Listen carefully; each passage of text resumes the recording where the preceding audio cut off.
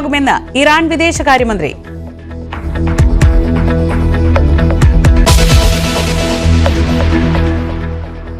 വിശദമായ വാർത്തകളിലേക്ക്. ഇടുക്കി പുല്ലുപാറയ്ക്ക് സമീപം KSRTC ബസ് കൊക്കയിലേക്ക് മറിഞ്ഞ് 4 പേർ മരിച്ചു.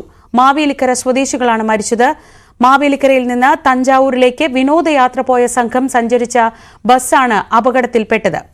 PA സാഗർ വിവരങ്ങളുമായി. സാഗർ, 4ാമത്തെ ആളുടെ മരണം കൂടി ഇപ്പോൾ സ്ഥിരീകരിച്ചിരിക്കുകയാണ്. ഇപ്പോൾ ചികിത്സയിലുള്ളവരുടെ സ്ഥിതി എങ്ങനെയാണ്? എന്താണ് ഈ അപകടത്തെപ്പറ്റി ഇപ്പോൾ നമുക്ക് അധികൃതരിൽ നിന്ന് ലഭിക്കുന്ന വിവരങ്ങൾ? കുട്ടിക്കാനത്തിനും മുണ്ടക്കയത്തിനും ഇടയിൽ പുല്ലുപാറയിലാണ് ഇന്ന് രാവിലെ 6 മണിയോടെ KSRTC ബസ് കൊക്കയിലേക്ക് മറിഞ്ഞ ഇത്തരത്തിൽ ദാരുണമായ ഒരു സംഭവം ഉണ്ടായത്. അപകടത്തിൽ 4 പേരാണ് മരിച്ചിരിക്കുന്നത്. മാവേലിക്കര സ്വദേശികളായ അരുൺ ഹരി, രമാമോഹൻ, സംഗീത്, ബിന്ദു എന്നീ 4 പേരാണ് മരിച്ചത്. അപകടത്തിൽപ്പെട്ടവരെ ആദ്യം പീരുമേടിലെ താലൂക്ക് ആശുപത്രി, പീരുമേട്, മുണ്ടക്കയം തുടങ്ങിയിടങ്ങളിലെ താലൂക്ക് ആശുപത്രികളിൽ പ്രവേശിപ്പിച്ചിരുന്നത്. എന്നാൽ അപകടത്തിൽ ഗുരുതരമായി പരിക്കേറ്റ 2 പേരെ കോട്ടയം മെഡിക്കൽ കോളേജിൽ ആശുപത്രിയിലേക്ക് മാറ്റിയിരുന്നു. ഇതിൽ ഒരാളാണ് ഇപ്പോൾ 4ാമതായി മരിച്ചിരിക്കുന്ന ബിന്ദു, മാവേലിക്കര സ്വദേശിയായ ബിന്ദു മരണപ്പെട്ടിരിക്കുന്നത്. ഇന്ന് രാവിലെ 6 മണിയോടെയാണ് ഇത്തരത്തിലൊരു അപകടം ഉണ്ടായത്. മാവേലിക്കരയിൽ നിന്നും കഴിഞ്ഞ ദിവസം തഞ്ചാവൂർ പോയി മടങ്ങി വന്ന സംഘം സഞ്ചരിച്ച KSRTC ബസ്സാണ് നിയന്ത്രണം നഷ്ടപ്പെട്ട് കൊക്കയിലേക്ക് മറിഞ്ഞത്. ഇറങ്ങി വന്ന ബസിന്റെ നിയന്ത്രണം നഷ്ടമായതാണ് അപകട കാരണമെന്നാണ് പ്രാഥമിക നിഗമനം. ബസ്സിൽ 34 യാത്രക്കാരാണ് ഉണ്ടായിരുന്നത്. കൂടാതെ 2 ജീവനക്കാരും ഉണ്ടായിരുന്നതായി അധികൃതർ പറയുന്നുണ്ട്. ഇതിലാണ് 4 പേർ മരണപ്പെട്ടത്. ഈ അപകടം നടന്ന ഉടൻ തന്നെ ഫയർഫോഴ്സും പോലീസും ഉൾപ്പെടെയുള്ളവർ എത്തി രക്ഷാപ്രവർത്തനം നടത്തി. അപകടത്തിൽപ്പെട്ട ചെറിയ പരിക്കേറ്റവർ റോഡിലേക്ക് ഇറങ്ങി നിന്ന് മറ്റു വാഹനങ്ങളെ കൈകാണിച്ചു നിർത്തിയാണ് അപകട വിവരം പുറത്തറിയിച്ചത്. തുടർന്നാണ് രക്ഷാപ്രവർത്തനം നടന്നത്. ഈ ബസ് മറിഞ്ഞത് ഏകദേശം 30 അടി താഴ്ചയിലേക്കാണ് മറിഞ്ഞത്. ഈ സമീപത്തെ മരങ്ങളിൽ തട്ടി ബസ് നിൽക്കുകയായിരുന്നു. ഇത്തരത്തിൽ ബസ് തട്ടി നിന്നതിനാൽ തന്നെ വലിയൊരു അപകടമാണ് ഒഴിവായത്. കാരണം ബസ് താഴേക്ക് മറിഞ്ഞാൽ അഗാധമായ കൊക്കയാണ്. വീണ്ടും അപകട നിരക്കിൽ മരണനിരക്ക് കൂടുമായിരുന്ന ഒരു സാഹചര്യം ഉണ്ടായിരുന്നു. എന്തായാലും ബസ് തട്ടി ആ മരത്തിൽ തട്ടി നിന്നതിനാലാണ് ഇത്രയും ഒരു രീതിയിൽ തന്നെ അപകടം ഉണ്ടാവാൻ ഒരു കാരണം ആയത്. ഈ ഭാഗം കൊടും വളവുകൾ നിറഞ്ഞ ഒരു ഭാഗമാണ്. കൊടും വളവുകളും ഇറക്കവും നിറഞ്ഞ ഒരു മേഖലയാണ് ഇവിടം. ഈ റോഡിന്റെ ഒരു ഭാഗം അഗാധമായ ഒരു കൊക്കയാണ്. ഈ ശബരിമല തീർത്ഥാടന കാലമായതിനാൽ തന്നെ ഈ റോഡിൽ വാഹനങ്ങൾ ഏറെ ഉള്ള ഒരു സമയമാണ്. അതുപോലെ തന്നെ നിത്യമായി അപകടം ഉണ്ടാകുന്ന ഒരു മേഖല കൂടിയാണ്. ഇവിടെ എപ്പോഴും തന്നെ ഹൈവേ പോലീസിന്റെയും മറ്റും പട്രോളിങ്ങും കാര്യങ്ങളും മറ്റും നടക്കുന്ന സ്ഥിരമായ ഒരു മേഖലയാണ്. അപകടം നിറഞ്ഞൊരു മേഖല തന്നെയാണ്. കഴിഞ്ഞ ദിവസം തന്നെ ശബരിമല തീർത്ഥാടക സംഘം സഞ്ചരിച്ച ഒരു വാഹനം ഈ മേഖലയിൽ അപകടത്തിൽപ്പെട്ടിരുന്നു. ഇത്തരത്തിൽ നിരവധി അപകടങ്ങൾ ഉണ്ടാകുന്ന ഒരു മേഖലയിലാണ് ഇപ്പോൾ ഇന്ന് രാവിലെ നടന്ന അപകടം ഉണ്ടായിരിക്കുന്നത്. എന്തായാലും പരിക്കേറ്റ മറ്റുള്ളവരെ കോട്ടയം മെഡിക്കൽ കോളേജ് ആശുപത്രിയിലും പീരുമേട് താലൂക്ക് ആശുപത്രിയിലും മുണ്ടക്കയത്തുള്ള ആശുപത്രിയിലും എല്ലാം പ്രവേശിപ്പിച്ചിട്ടുണ്ട്. പരിക്കേറ്റ ഒരാളുടെ കൂടി നില ഗുരുതരമാണെന്നാണ് അധികൃതർ നൽകുന്ന വിവരം. അയാളെ കോട്ടയം മെഡിക്കൽ കോളേജിലാണ് പ്രവേശിപ്പിച്ചിരിക്കുന്നത്. മറ്റുള്ളവരുടെ പരിക്ക് ഗുരുതരം അല്ലെങ്കിലും അല്പമായി സാരമായി പരിക്കേറ്റിട്ടുണ്ട്. കാരണം ഈ ബസ് റോഡിൽ നിന്ന് താഴേക്ക് മറിഞ്ഞ ഒരു ഘട്ടത്തിൽ പലരും റോഡിന്റെ ബസ്സിൽ നിന്ന് തെറിച്ചു വീഴുന്ന ഒരു സാഹചര്യം ഉണ്ടായി. ഇത്തരത്തിൽ ബസ്സിനടിയിൽപ്പെട്ടവരാണ് മരിച്ചതെന്നാണ് നമുക്ക് അധികൃതർ നൽകുന്ന വിവരം. 3 പേർ ബസ്സിനടിയിലായിരുന്നു. ഇവരാണ് രാവിലെ ആദ്യം മരണപ്പെട്ടത്. പിന്നീടാണ് ഗുരുതരമായി പരിക്കേറ്റ ബിന്ദു എന്നയാൾ കൂടി മരണപ്പെട്ടത്. എന്തായാലും പോലീസും ഫയർഫോഴ്സും ഉൾപ്പെടെയുള്ളവർ സ്ഥലത്തെത്തി രക്ഷാപ്രവർത്തനം രാവിലെ തന്നെ ആരംഭിച്ചിരുന്നു. സ്ഥിരം അപകട മേഖലയായ ഇവിടെ അപകടം ഉണ്ടാകാതിരിക്കാനുള്ള ഒരു നടപടി സ്വീകരിക്കണമെന്ന ആവശ്യവും ഇപ്പോൾ തന്നെ നാട്ടുകാരിൽ ശക്തമായിട്ടുണ്ട്. ശ്രീജ, സാഗർ, ഈ ഭാഗത്ത് അപകടം ഉണ്ടായിട്ടുണ്ട്. നമുക്ക് കുറച്ച് വർഷം പിറകയിലേക്ക് പോയാൽ 96-ൽ ഒരു തമിഴ്നാട് ട്രാൻസ്പോർട്ട് ബസ് മറിഞ്ഞ ഒരു സംഭവം ഓർമ്മയിലുണ്ട്. ഈ പുല്ലുപാറ എന്ന് പറയുന്ന സ്ഥലത്തിന്റെ പേര് കേൾക്കുമ്പോഴേ നമുക്ക് ആ അപകടമൊക്കെയാണ് ഓർമ്മ വരുന്നത്. ഈ സാധാരണ വണ്ടി പോലെ അല്ല KSRTC ബസ് എന്ന് പറയുമ്പോൾ അവർ സ്ഥിരം ആ റൂട്ടിൽ പോകുന്നവരാണ്. ആ റോഡിനെ കുറിച്ച് നല്ല ധാരണയുള്ളവരാണ്. അങ്ങനെയെങ്കിൽ ഇങ്ങനൊരു അപകടത്തിലേക്ക് വഴിവെച്ചത് എന്താവാം? ബ്രേക്ക് പോയി എന്ന, വണ്ടിയുടെ ബ്രേക്ക് നഷ്ടപ്പെട്ടതാണ് കാരണം എന്ന രീതിയിലൊക്കെ ഇങ്ങനെ കേൾക്കുന്നുണ്ടല്ലോ സാഗർ. തീർച്ചയായും ഈ മേഖലയിൽ പരിചിതരല്ലാത്ത ഡ്രൈവർമാർ വാഹനം ഓടിക്കുന്നതാണ് മിക്കപ്പോഴും അപകടത്തിന് കാരണമാകുന്നത്. കാരണം മറ്റുള്ള സ്ഥലങ്ങളെ പോലെ അല്ല ഈ ഒരു പ്രദേശം.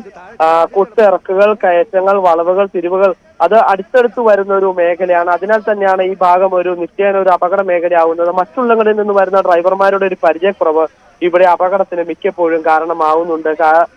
കാരണം ഈ പരിചയമല്ലാത്ത റോഡിൽ കൂടി വരുമ്പോൾ ഒരു വളവ് തിരിഞ്ഞ് ഉടൻ തന്നെ ഒരു അടുത്ത വളവിലേക്ക് വരുന്നു. അപ്പോൾ തന്നെ ഒരു ഇറക്കം വരുന്നു.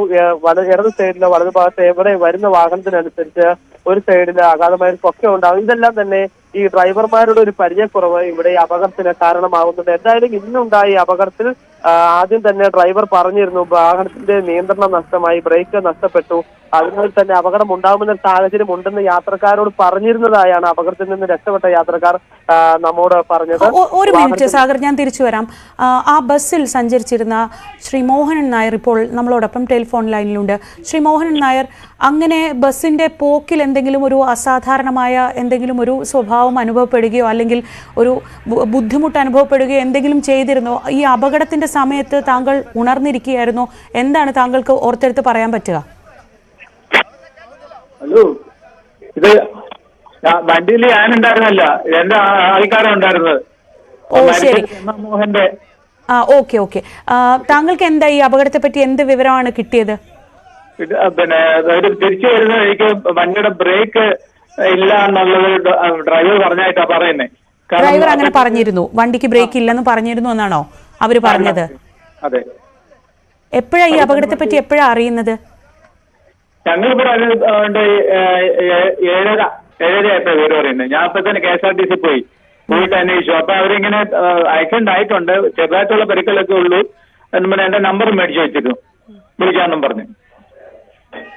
താങ്കളുടെ വേണ്ടപ്പെട്ടവരെല്ലാം സുരക്ഷിതരാണോ? ആ വണ്ടിയിലുണ്ടായിരുന്നവരെല്ലാം സുരക്ഷിതരാണോ?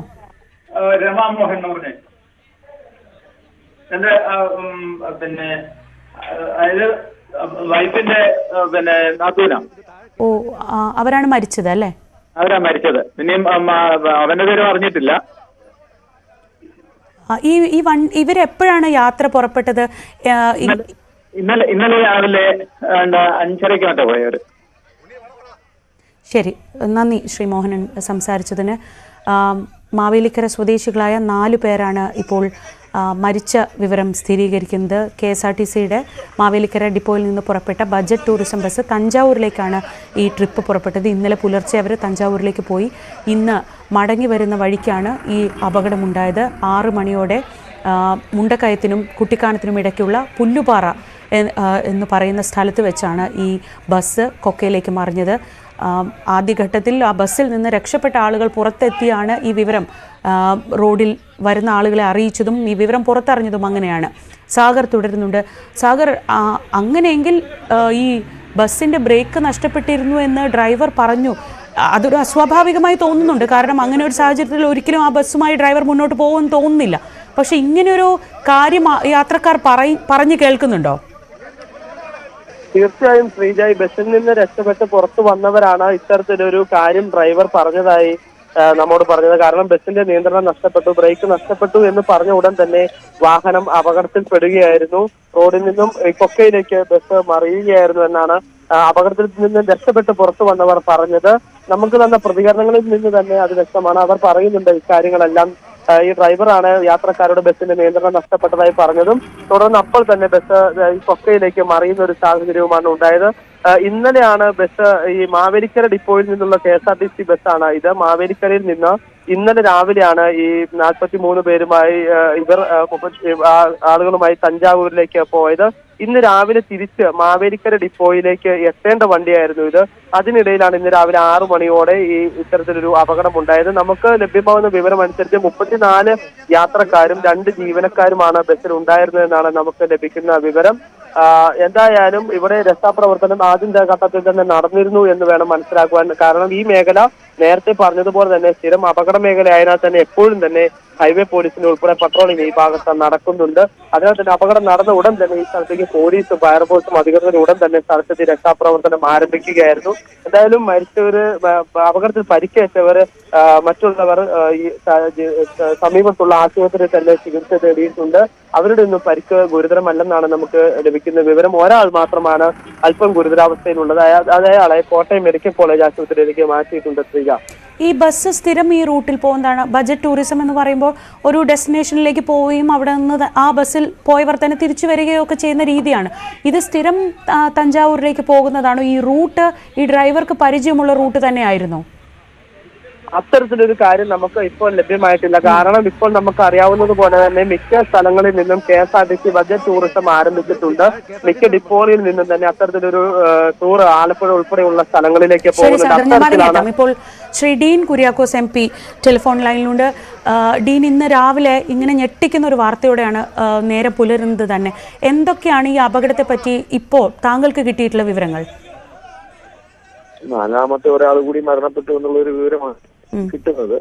അവിടെ നിന്ന് ആളുകൾ എന്നെ വിളിച്ചു പറഞ്ഞതാണ്. സിറ്റിയിലേക്ക് കൊണ്ടുപോയ ഒരാളെ കൂടി കൂടി മരിച്ചിരിക്കുന്നു എന്നുള്ളതാണ്. സ്ഥിരീകരിക്കേണ്ടതല്ല. ഈ കാര്യത്തില് സാധ്യമായ എല്ലാ കാര്യങ്ങളും ചെയ്യാനായി പ്രത്യേകിച്ചും മേഖല എന്ന് പറയുന്നത് ഏരിയയാണ്. അവിടെ പ്രദേശവാസികൾ ഉൾപ്പെടെയുള്ളവർ ഇത്തരം കാര്യങ്ങൾ വന്നു കഴിയുമ്പോൾ വളരെ പെട്ടെന്ന് തന്നെ റിയാക്ട് ചെയ്യുന്നത്, റെസ്പോണ്ട് ചെയ്യുന്ന ഒരു കാഴ്ച നമുക്ക് നേരത്തെ തന്നെ അനുഭവമുള്ളതാണ്. അപ്പൊ ഏതായാലും എല്ലാവരും വളരെ പെട്ടെന്ന് തന്നെ ആളുകളെ ആശുപത്രിയിലേക്ക് എത്തിക്കുവാനും വേണ്ട വിധത്തിലൊക്കെ കാര്യം കോർഡിനേറ്റ് ചെയ്യാനും ഒക്കെ പറ്റിയിട്ടുണ്ട്. ഏതായാലും ദൗർഭാഗ്യകരമാണ് ഇത്രയും ഒരു ആക്സിഡന്റ് സംഭവിച്ചത്. നമ്മുടെ റോഡ് സുരക്ഷാ മാനദണ്ഡങ്ങൾ വളരെ കുറച്ചുകൂടി കർക്കശമാക്കേണ്ട ഒരു സ്ഥിതിയാണ്. പ്രത്യേകിച്ചും ആ നാഷണൽ ഹൈവേയിൽ വികസന പ്രവർത്തനം നടപ്പാക്കേണ്ടതായിട്ട് ഉൾപ്പെടെയുള്ള കാര്യങ്ങൾ ഇപ്പൊ 30 മീറ്റർ വീതിയാക്കി വർദ്ധിപ്പിക്കുകയാണ്. എല്ലാം അടിയന്തരമായി ചെയ്തു തീർക്കേണ്ട കാര്യങ്ങളാണ്. ഏതായാലും വളരെ ദൗർഭാഗ്യമായ ഒരു സംഭവമാണ് സംഭവിച്ചു പോയത്. ശരി ഡീൻ, നന്ദി പ്രതികരിച്ചതിന്. റേഞ്ചിൽ അല്പം പ്രശ്നങ്ങളുണ്ട്.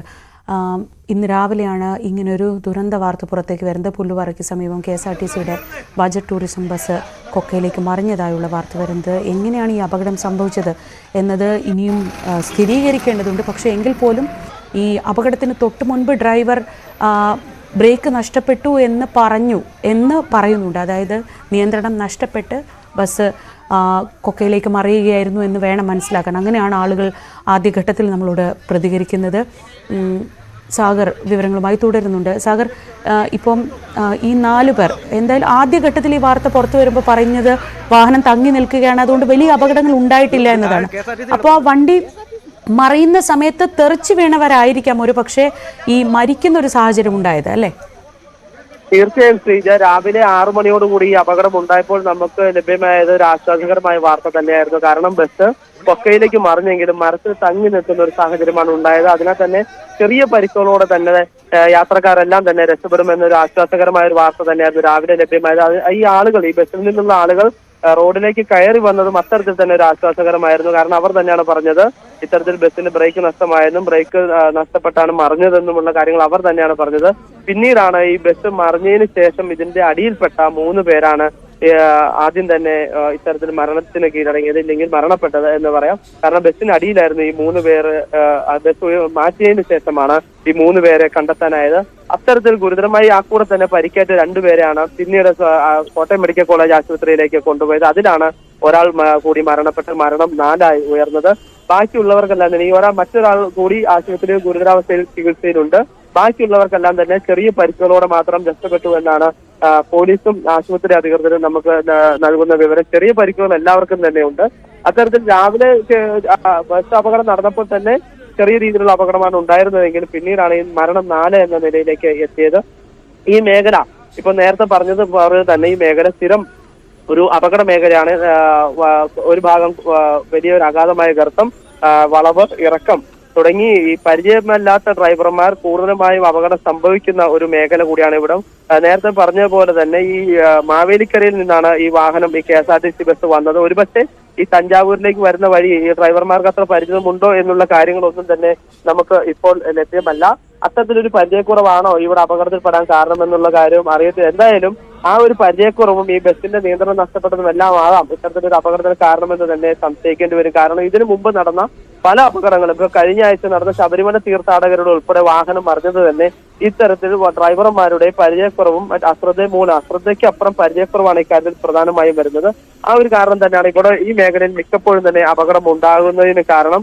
ഈ പ്രദേശത്ത് അപകടം ഉണ്ടായാൽ അപ്പോൾ തന്നെ നാട്ടുകാരും പോലീസും തന്നെ ഓടിയെത്തുന്ന ഒരു സാഹചര്യമുണ്ട്. കാരണം മിക്കപ്പോഴും എപ്പോഴും തന്നെ ഒരു അപകടം നടക്കുന്ന മേഖല ആയതിനാൽ തന്നെ ഈ ശബരിമല മണ്ഡലകാലം കൂടി ആയതിനാൽ ഈ പോലീസ് എപ്പോഴും ഈ വഴി പട്രോളിംഗ് ഉൾപ്പെടെ നടത്തുന്നുണ്ട്. അതിനാൽ തന്നെ അപകടം നടന്ന ഉടൻ തന്നെ പോലീസ് ഇന്ന് രാവിലെ സ്ഥലത്തെത്തി രക്ഷാപ്രവർത്തനം ആരംഭിച്ചിരുന്നു. ഈ പരിക്കേറ്റവർ ഇപ്പോൾ നിലവിൽ ഇത് സമീപത്തുള്ള മുണ്ടക്കയം പീരുമേട് ആശുപത്രികളിൽ ചികിത്സയിലുണ്ട്. സ്ഥലത്ത് പോലീസും ഫയർഫോഴ്സും മോട്ടോർ വാഹന വകുപ്പ് ഉദ്യോഗസ്ഥരും അടക്കം എത്തിയിട്ടുണ്ട്. അതുപോലെ തന്നെ ഈ ഇപ്പോൾ നടന്ന ഈ അപകടത്തിന് അന്വേഷണം നടത്തി റിപ്പോർട്ട് സമർപ്പിക്കുവാൻ ഗതാഗത വകുപ്പ് മന്ത്രി നിർദ്ദേശം നൽകിയിട്ടുണ്ട്. കാരണം അപകടത്തിൽപ്പെട്ടത് KSRTC ബസ് ആയതുകൊണ്ട് തന്നെ എന്താണ് ഇത്തരത്തിലൊരു അപകടത്തിന് കാരണം? ഡ്രൈവറുടെ ഒരു പരിചയക്കുറവാണോ, അല്ലെങ്കിൽ വാഹനത്തിന്റെ തകരാറാണോ എന്നുൾപ്പെടെ നിരവധി കാരണങ്ങൾ കണ്ടെത്തേണ്ടതായിട്ടുണ്ട്. തീർച്ചയായും അറിയേണ്ടത് അതാണ്. എങ്ങനെയാണ് KSRTC ബസ് സാധാരണ വളരെ പരിചിതരായ ഡ്രൈവർമാരാണ് KSRTC ഓടിക്കുക. അതും ആ റൂട്ടിനെ പറ്റി അവർക്ക് നല്ല ധാരണയുണ്ടാകും. ഇങ്ങനെ ഒരു അപകടം പ്രത്യേകിച്ച് പരിചിതമല്ലാത്തവർക്ക് വലിയ രീതിയിൽ ബുദ്ധിമുട്ടുണ്ടാക്കുന്ന ഒരു റൂട്ടാണിത്. അവിടെ ഇങ്ങനെ ഒരു അപകടം എങ്ങനെയാണ് ഉണ്ടായത് എന്നതാണ് ഇനി അറിയേണ്ടത്. പക്ഷേ ആശ്വാസകരമായൊരു കാര്യം, ആ ബസ് തങ്ങി നിന്നത് ആ ദൃശ്യങ്ങളിൽ നമുക്ക് കാണാം. അങ്ങനെ ആ ബസ് നിന്നതുകൊണ്ടാണ് ഒരു വലിയ രീതിയിലുള്ള അപകടം ഒഴിവായത്. 4 പേർക്കാണ് വളരെ ദുഃഖകരമായ രീതിയിൽ 4 പേരുടെ ജീവനാണ് ഈ അപകടത്തിൽ നഷ്ടപ്പെട്ടത്. ഇനി നമ്മൾ മറ്റു വാർത്തകളിലേക്ക് പോവുകയാണ്. ഇന്നലെ ന്യൂസ് 18 പുറത്തുവിട്ട ഏറ്റവും പ്രധാനപ്പെട്ട ഒരു വാർത്തയായിരുന്നു കൊല്ലം സ്വദേശി ജിതിൻ ചെന്ന് ചാടിയ കുരുക്ക്, ഒരു സിം കാർഡ് കൊണ്ട് എത്തിച്ചേർന്ന കുരുക്ക്. അതിൽ ചില വാർത്തകൾ കൂടി പുറത്തേക്ക് വരികയാണ്. ജിതിനെ കുടുക്കിയ സൈബർ തട്ടിപ്പിൽ തൃശ്ശൂരിലെ ട്രേഡിംഗ് കമ്പനിയുടെ അക്കൗണ്ടിലേക്ക് ഒഴുകിയത് കോടികൾ. അക്കൗണ്ട് തുറന്ന് 3 ആഴ്ചയ്ക്കുള്ളിൽ 3 കോടിയിലേറെ രൂപയാണ് ഈ അക്കൗണ്ടിലേക്ക് എത്തിയത്. എന്നാൽ മുഴുവൻ തുകയും അനിൽകുമാർ എന്നയാൾ എടുത്തെന്നും ഇയാളാണ് കമ്പനിക്ക് പിന്നിലെന്നും കമ്പനി ഉടമകളായ റിസൽദാറും നീതുവും ന്യൂസ് 18നോട് പറഞ്ഞു. ജിതിനെതിരെ തെലങ്കാന പോലീസ് രജിസ്റ്റർ ചെയ്ത കേസിൽ 1ഉം 2ഉം പ്രതികളാണിവർ.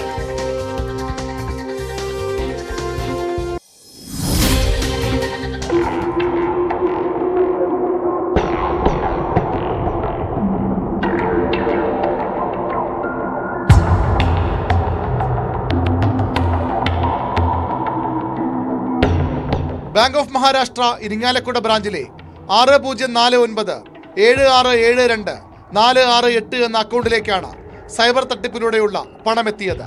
കഴിഞ്ഞ വർഷം ജൂലൈ 18-നാണ് 5500 രൂപ നിക്ഷേപവുമായി ലാറ്റ് ലൈഫ് കോഫി എസ്റ്റേറ്റ് പ്രൈവറ്റ് ലിമിറ്റഡിന്റെ പേരിൽ കറണ്ട് അക്കൗണ്ട് തുറന്നത്. ഓഗസ്റ്റ് മാസമായതോടെ അക്കൗണ്ടിലേക്ക് ലക്ഷങ്ങൾ എത്താൻ തുടങ്ങി.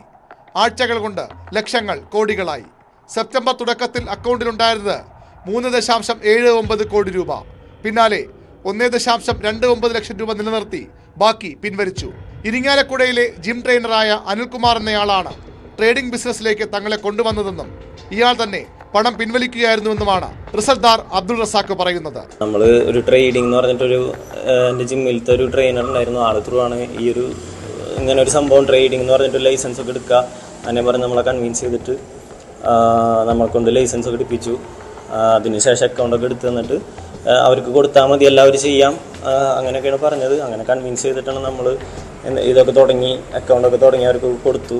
അതിനുശേഷം ഓഗസ്റ്റിൽ നമുക്ക് ബാങ്കിൽ നിന്ന് കോൾ വന്നിട്ടുണ്ടായിരുന്നു, അങ്ങനെ അക്കൗണ്ട് ഫ്രീസ് ആയി എന്നൊക്കെ പറഞ്ഞിട്ട്. അങ്ങനെ ചെന്ന് അന്വേഷിച്ചപ്പോഴാണ് ഇത്ര എമൗണ്ട് അക്കൗണ്ടിൽ കൂടെ പോയിട്ടുണ്ട്. വളരെ പെട്ടെന്ന് വൻതുക അക്കൗണ്ടിലേക്ക് ഒഴുകിയപ്പോൾ തന്നെ സംശയം തോന്നിയിരുന്നു. അതുകൊണ്ടാണ് പിൻവാങ്ങിയതെന്ന് നീതുവും പറയുന്നു. ആ ടൈം ആയപ്പോഴേക്കും അതിൽ ഫണ്ട് വന്നത് ശരിയല്ലാന്ന് തോന്നിയപ്പോൾ തന്നെ നമ്മൾ ലൈസൻസും ബാങ്ക് അക്കൗണ്ടും ഒക്കെ ക്യാൻസൽ ചെയ്തിട്ടുണ്ടായിരുന്നു. പക്ഷെ ഇതിന്റെ പിന്നിൽ ഇത്ര വലിയൊരു പ്രശ്നം ഉണ്ടെന്ന് ഇപ്പോഴാണ് മനസ്സിലാക്കുന്നത്.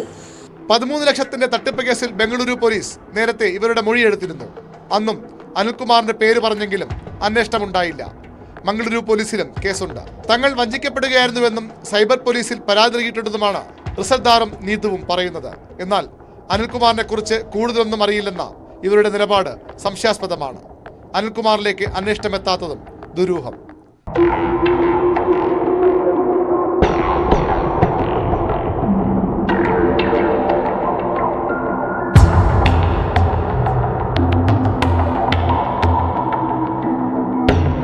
തൃശൂരിൽ നിന്ന് KP ധനേഷിനൊപ്പം VV Arun, news 18 Thiruvananthapuram.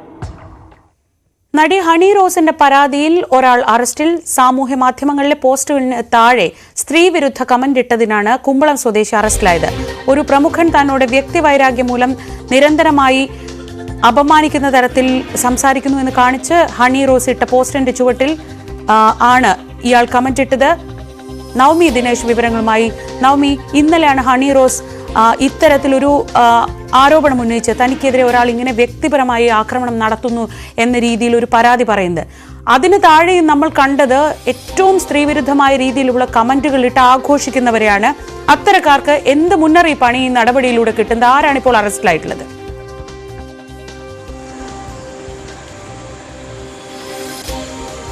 Sreeja, നമുക്കറിയാം ഹണി റോസ് ഈ ഫേസ്ബുക്ക് പോസ്റ്റ് ഇട്ടതിന് പിന്നാലെ നിരവധി മോശം കമന്റുകളാണ് അവർക്ക് നേരെ ഉണ്ടായിരിക്കുന്നത്. സൈബർ അറ്റാക്ക് എന്ന് തന്നെ നമുക്ക് പറയാൻ സാധിക്കുന്ന രീതിയിലുള്ള അത്രയേറെ മോശം കമന്റുകൾ ആ ഫേസ്ബുക്ക് പോസ്റ്റിന് താഴെ വരുന്ന സാഹചര്യമുണ്ടായി. ഇതിനെതിരെ 30ഓളം പേർക്കെതിരെയാണ് ഹണി റോസ് സെൻട്രൽ പോലീസിന് പരാതി നൽകിയത്. അതായത് ഈ മോശമായിട്ടുള്ള കമന്റുകളുടെ സ്ക്രീൻഷോട്ട് അടക്കം നൽകിക്കൊണ്ടാണ് സെൻട്രൽ പോലീസിന് പരാതി നൽകിയത്. പരാതി നൽകി മണിക്കൂറുകൾക്കകം തന്നെ ആദ്യ അറസ്റ്റ് രേഖപ്പെടുത്തിയിരിക്കുകയാണ്. കുമ്പളം സ്വദേശി ഷാജിയാണ് അറസ്റ്റ് ചെയ്തിരിക്കുന്നത്. ഇപ്പോൾ തന്നെ ഉടനെ തന്നെ സ്റ്റേഷനിലേക്ക് ഇയാളെ കൊണ്ടുവരുമെന്നാണ് നമുക്ക് അറിയാൻ സാധിക്കുന്നത്. ഒപ്പം ഇതിൽ ഏകദേശം 30-ലധികം പേരെയാണ് ഹണി റോസ് പരാതി നൽകിയിരിക്കുന്നത്. ഇതിൽ ആദ്യത്തെ അറസ്റ്റാണ് ഇപ്പോൾ രേഖപ്പെടുത്തിയിരിക്കുന്നത്. ഇത്തരത്തിൽ ഇപ്പോൾ BNS വകുപ്പ് പ്രകാരം ഇത്തരത്തിൽ മോശം കമന്റ് ഇടുന്ന അല്ലെങ്കിൽ സ്ത്രീത്വത്തെ അപമാനിക്കുന്നവർക്കെതിരെ വളരെ ശക്തമായിട്ടുള്ള വകുപ്പുകളാണ് പറഞ്ഞിരിക്കുന്നത്. അതുകൊണ്ട് ജാമ്യമില്ലാ വകുപ്പ് പ്രകാരം തന്നെയാണ് ഷാജിക്കെതിരെ പോലീസ് കേസെടുത്തിരിക്കുന്നത്. ഒപ്പം IT ആക്ടും ചേർത്തുകൊണ്ടുള്ളൊരു കേസാണ് രജിസ്റ്റർ ചെയ്തിരിക്കുന്നത്. എന്തായാലും ശക്തമായിട്ടുള്ള നടപടികളിലേക്ക് സെൻട്രൽ പോലീസ് കടന്നിരിക്കുകയാണ്. 30-ലധികം പേർക്കെതിരെയാണ് ഹണി റോസ് ഇന്നലെ സെൻട്രൽ പോലീസിന് പരാതി നൽകിയിരിക്കുന്നത്. ഇതിൽ ഈ ഫേസ്ബുക്ക് ഒരു ദ്വയാർത്ഥ പ്രയോഗത്തിലൂടെ ഒരു വ്യക്തി തന്റെ പിന്നാലെ നടന്ന് പല ഉദ്ഘാടനത്തിലുമൊക്കെ തന്നെ മോശമായിട്ടുള്ള രീതിയിൽ ചിത്രീകരിക്കുന്നു എന്നൊരു പരാതിയായിരുന്നു ഹണി റോസ് സെൻട്രൽ പോലീസിന് നൽകിയത്. ഈ ഫേസ്ബുക്ക് പോസ്റ്റ് ഇട്ടിരുന്നത്. ഈ പോസ്റ്റിന് താഴെ മോശം കമന്റ് ഇട്ടവർക്കെതിരെയാണ് സെൻട്രൽ പോലീസിൽ പരാതി നൽകുകയും അതിൽ ആദ്യത്തെ അറസ്റ്റ് രേഖപ്പെടുത്തുകയും ചെയ്തത്. കുമ്പളം സ്വദേശി ഷാജിയാണ് ഇപ്പോൾ അറസ്റ്റ് ചെയ്തിരിക്കുന്നത്. ശരി നവമി, സാമൂഹ്യ മാധ്യമങ്ങളിൽ തോന്നിയ രീതിയിൽ ആർക്കെതിരെയും എന്തും പറയാം എന്ന് കരുതുന്നവരുടെ ശ്രദ്ധയിലേക്ക് കൂടി ഈ വാർത്ത വയ്ക്കുന്നു. ഹണി റോസ് ഇന്നലെ ഇട്ട പോസ്റ്റിന്റെ താഴെ സ്ത്രീവിരുദ്ധമായ കമന്റ് ഇട്ട ആളുകൾക്കെതിരെയാണ് പരാതി കൊടുത്തത്. അതിലാണ് ആദ്യ അറസ്റ്റ് ഇപ്പോൾ സംഭവിച്ചിട്ടുള്ളത്. മറ്റു വാർത്തകളിലേക്ക് മടങ്ങിയെത്താം ഇടവേളയ്ക്ക് ശേഷം.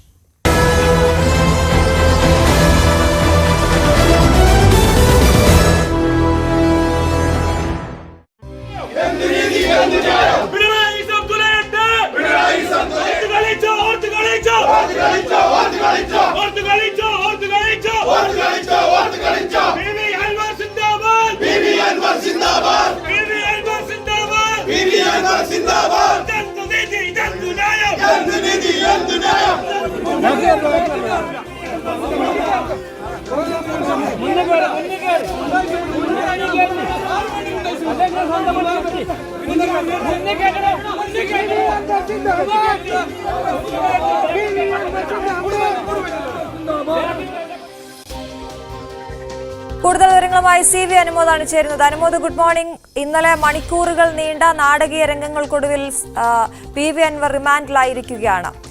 ഏത് രീതിയിലായിരിക്കും ഇനി അൻവറിന്റെ മുന്നോട്ടുള്ള നീക്കങ്ങൾ? ജാമ്യമില്ലാ വകുപ്പ് പ്രകാരമാണല്ലോ കേസെടുത്തിരിക്കുന്നത്.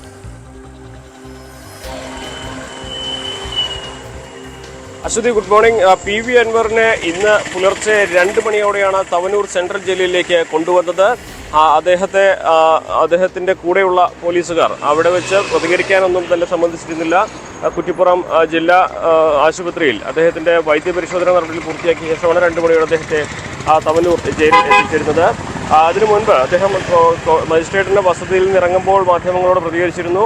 പിണറായിയിൽ നിന്നും ഇത് പ്രതീക്ഷിച്ചിരുന്നു. താൻ റിമാൻഡിൽ പോവുകയാണ്, മറ്റു നടപടികളുമായി മുന്നോട്ട് പോകുമെന്നാണ് അറിയിച്ചിട്ടുള്ളത്. ഇന്ന് അദ്ദേഹത്തിൻ്റെ അഭിഭാഷകർ കോടതിയെ സമീപിക്കുമെന്നാണ് നമുക്ക് മനസ്സിലാക്കാനാകുന്നത്. നിലമ്പൂർ കോടതിയെ തന്നെയായിരിക്കും സമീപിക്കുക.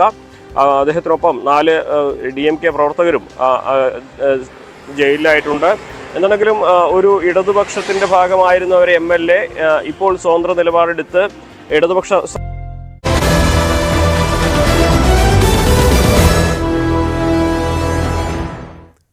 നിലമ്പൂർ ഫോറസ്റ്റ് ഓഫീസ് ആക്രമിച്ച കേസിൽ റിമാൻഡിലായ PV അൻവർ ഇന്ന് ജാമ്യാപേക്ഷ നൽകും. നാടകീയ നീക്കങ്ങൾക്കൊടുവിൽ പുലർച്ചെ 2:30യോടെയാണ് റിമാൻഡിലായ അൻവർ ഉൾപ്പെടെ 5 പേരെ തവനൂർ സെൻട്രൽ ജയിലിലേക്ക് മാറ്റിയത്. അറസ്റ്റ് ഭരണകൂട ഭീകരതയാണെന്നായിരുന്നു അൻവറിന്റെ ആരോപണം. അറസ്റ്റിനെതിരെ UDF നേതാക്കളും രംഗത്ത് വന്നിട്ടുണ്ട്. മലപ്പുറത്ത് കാട്ടാൻ ആക്രമണത്തിൽ ആദിവാസി യുവാവ് കൊല്ലപ്പെട്ടതിൽ പ്രതിഷേധിച്ചാണ് അൻവറും സംഘവും ഫോറസ്റ്റ് ഓഫീസ് അടിച്ചു തകർത്തത്. CV അനുമോദ് വിവരങ്ങളുമായി.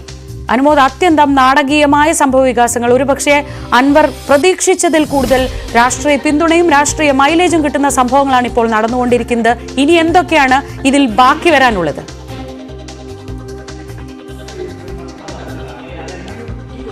ശ്രീജ, ഏറ്റവും പ്രധാനപ്പെട്ട കാര്യം അൻവറിന്റെ അറസ്റ്റിനെ തുടർന്നുള്ള രാഷ്ട്രീയ പ്രതികരണങ്ങളാണ്. ഇന്നിപ്പോൾ രാവിലെ തന്നെ മലപ്പുറം ജില്ലാ സെക്രട്ടറി VPN-ൽ പാർട്ടിയുടെ നിലപാട്, മലപ്പുറം ജില്ലാ നേതൃത്വത്തിന്റെ നിലപാട് പ്രഖ്യാപിച്ചു കഴിഞ്ഞിരിക്കുന്നു. അതുപോലെ തന്നെ PK കുഞ്ഞാലിക്കുട്ടി ഇപ്പോൾ അല്പസമയത്തിനകം 9:30 മാധ്യമങ്ങളെ കാണുമെന്നാണ് അറിയിച്ചിട്ടുള്ളത്. അൻവർ വിഷയത്തിൽ മുസ്ലിം ലീഗിന്റെ നിലപാട് PK കുഞ്ഞാലിക്കുട്ടി പ്രഖ്യാപിക്കും. ഇന്നലെ തന്നെ രമേശ് ചെന്നിത്തല അടക്കമുള്ള നേതാക്കൾ UDF-ന്റെ കോൺഗ്രസിന്റെ നിലപാട് ഇതിൽ അൻവറിന് പിന്തുണ അർപ്പിച്ചുകൊണ്ട് പ്രഖ്യാപിച്ചു കഴിഞ്ഞതാണ്. ഇനി അറസ്റ്റുമായി ബന്ധപ്പെട്ട മറ്റൊരു പ്രധാനപ്പെട്ട വസ്തുത 11 മണിയോടെ നിലമ്പൂർ കോടതിയിൽ അൻവറിന്റെ ജാമ്യാപേക്ഷ സമർപ്പിക്കും എന്നുള്ളതാണ്. അൻവറിന് ജാമ്യം ലഭിക്കുമോ ഇല്ലയോ എന്നുള്ളത് ഉച്ചയോടെ മാത്രമേ അറിയാൻ കഴിയുകയുള്ളൂ.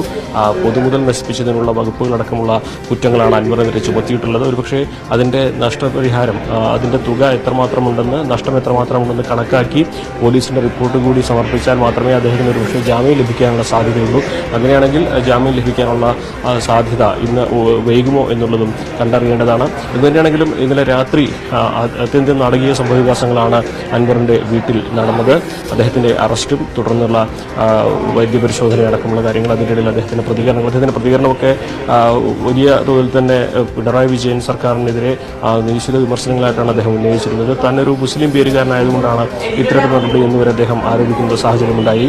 എന്താണെങ്കിലും അൻവറിന്റെ രാഷ്ട്രീയ ജീവിതത്തിൽ ഏറ്റവും നിർണായകമാണ് ഈ സംഭവവികാസങ്ങൾ. ഇതുവരെ അദ്ദേഹത്തിന് ലഭിക്കാത്ത പിന്തുണ ഈ ഒരു നടപടികളിൽ അദ്ദേഹത്തിന് ലഭിക്കുന്നു എന്നുള്ളതാണ് ഈ ഘട്ടം വരേക്ക് നമുക്ക് എടുത്തു പറയേണ്ട ഒരു കാര്യം.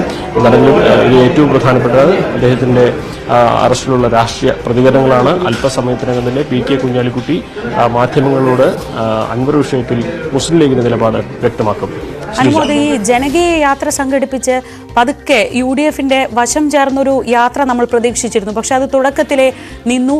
പക്ഷേ മുസ്ലിം ലീഗ് നേതാക്കളും പങ്കെടുക്കില്ലെന്ന് പറഞ്ഞു. ഇന്നിപ്പോൾ പരസ്യമായി മുസ്ലിം ലീഗ് പിന്തുണയുമായി എത്തുന്നുണ്ട്. VD സതീശന്റെ പിന്തുണ ലഭിക്കുന്നുണ്ട്. ഒപ്പം അടഞ്ഞ അധ്യായം എന്ന് LDF പറയുന്നുണ്ട്. അതായത് ആ പകുതി വഴിയിൽ നിന്ന യാത്ര ഒരു പക്ഷെ കുറച്ചുകൂടി ഈസി ആകും എന്ന രീതിയിലേക്കല്ലേ പോകുന്നത്? തീർച്ചയായും ജനകീയ യാത്രയിലൂടെ അൻവർ ഉദ്ദേശിച്ചത് UDF-ലേക്ക് കടന്നു കയറാൻ കഴിയും എന്നുള്ളത് തന്നെയാണ്. പക്ഷേ സാഹചര്യങ്ങൾ മാറി. ഇപ്പോൾ PK കുഞ്ഞാലിക്കുട്ടി അദ്ദേഹം ഇവിടെ എത്തിക്കഴിഞ്ഞിരിക്കുന്നു. നമുക്ക് അദ്ദേഹത്തിന്റെ പ്രതികരണങ്ങളിലേക്ക് പോകാം. അതിനുശേഷം മറ്റ് വിശകലനങ്ങളിലേക്ക് വരാം. TV Anwar MLA അറസ്റ്റിലാണ്. തവനൂർ ജയിലിലാണ് അദ്ദേഹം ഉള്ളത്. റിമാൻഡിലായ അദ്ദേഹം തവനൂർ സെൻട്രൽ ജയിലിലാണുള്ളത്. ആ വിഷയത്തിലാണ് ഇപ്പോൾ PK കുഞ്ഞാലിക്കുട്ടി പ്രതികരിക്കുന്നത്. അൻവർ ഉൾപ്പെടെ 5 പേരാണ് തവനൂർ സെൻട്രൽ ജയിലിലുള്ളത്. ഇന്നലെ അറസ്റ്റ് ഭരണകൂട ഭീകരതയാണ് എന്നതടക്കമുള്ള അതിരൂക്ഷമായ പരാമർശങ്ങൾ നടത്തിയാണ് അൻവർ ജയിലിലേക്ക് പോയിട്ടുള്ളത്. ഒപ്പം ഇന്ന് രാവിലെ നമ്മൾ കാണുന്നത് അൻവറിന് UDF-ന്റെ ഭാഗത്തു നിന്ന് വലിയ രീതിയിലുള്ള പിന്തുണ കിട്ടുന്നുണ്ട്. ഇന്ന് ജാമ്യാപേക്ഷ നൽകും, ജയിലിൽ അടയ്ക്കാനേ പറ്റൂ, മരിച്ചില്ലെങ്കിൽ ഞാൻ പുറത്തു വന്ന് എനിക്ക് പറയാനുള്ളത് പറയുമെന്നൊക്കെയാണ് അദ്ദേഹത്തിന്റെ വാക്കുകൾ. അല്ല, അത്ര ഒരു പോലീസ് സന്നാഹത്തോടുകൂടിയൊക്കെ അറസ്റ്റ് ചെയ്യുക എന്ന് പറയുന്നത് അത് ജനങ്ങൾക്ക് ഉൾക്കൊള്ളാൻ കഴിഞ്ഞില്ല. കാരണം എന്താണെന്ന് വെച്ച് കഴിഞ്ഞാൽ അൻവർ ഉയർത്തിയ പ്രശ്നം, ഇപ്പോൾ മലയോര മേഖലയിൽ നിന്നുള്ള നേതാക്കന്മാരാണ് എൻ്റെ കൂടെ ഉള്ളത്. ഇസ്മായിലും കാസിമും ഒക്കെ. ഞങ്ങളിപ്പോൾ ആ നിയമത്തിന്റെ പല വശങ്ങളും ചർച്ച ചെയ്യുകയായിരുന്നു. ഇത്രയേറെ മലയോര മേഖലയിൽ ജീവിക്കുന്ന ജനങ്ങൾക്ക് ബുദ്ധിമുട്ടുണ്ടാക്കുന്ന ഒരു നിയമം ഗവൺമെന്റ് ഏതടിസ്ഥാനത്തിൽ ആണ് കൊണ്ടുവരുന്നതും നടപ്പാക്കാൻ ആലോചിക്കുന്നതും എന്നറിയില്ല. മലയോര മേഖലയിലെ ജനങ്ങളുടെ ജീവിതം തന്നെ ദുസ്സഹമാവും. വന അവകാശമുള്ള, അവിടെ ആദ്യം പോലെ താമസിക്കുന്ന ആദിവാസികൾ ഉൾപ്പെടെ വനമേഖലയിൽ താമസിക്കുന്ന കുടിയേറ്റ കർഷകർ, അതുപോലെയുള്ള ജനവിഭാഗങ്ങൾ മുഴുവൻ വനാതിർത്തിയിൽ താമസിക്കുന്നവർ ഭക്ഷണത്തിനും വെള്ളത്തിനും വനത്തെ ആശ്രയിക്കുന്നതാണ്. അതൊക്കെ അസാധ്യമാക്കുന്ന തരത്തിലുള്ള ഒരു നിയമമാണ്. അത് മാത്രമല്ല, മലയോര മേഖലയിൽ ജീവിക്കുന്ന കുടിയേറ്റക്കാരെ സംബന്ധിച്ചിടത്തോളം അവർക്ക് സുരക്ഷിതത്വത്തിന്റെ പ്രശ്നത്തിൽ ഗവൺമെന്റിന് ചെറുവിരൽ അനക്കാൻ ഇതുവരെ കഴിഞ്ഞിട്ടില്ല. 1.8 ആന വന്ന് ആളുകളെ ചവിട്ടി കൊല്ലുന്നു.